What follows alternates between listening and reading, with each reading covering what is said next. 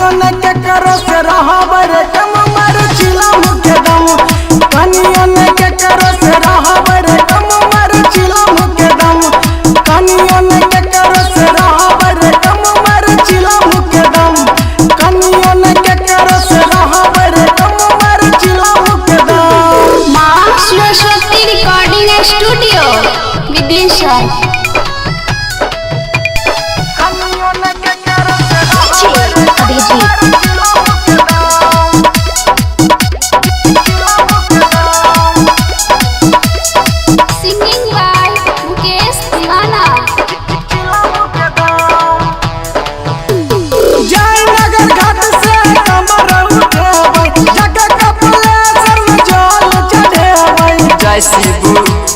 जय शिव जाई नगर घाट से कमर उठेबै जग कपलेश्वर में जल चढ़ेबै। कनियों ने के करो से रहबर कम मर चिलम के दम। कनियों ने के करो से रहबर कम मर चिलम के दम। कनियों ने के करो से रहबर कम मर चिलम के दम। कनियों ने के करो से रहबर कम मर चिलम के दम।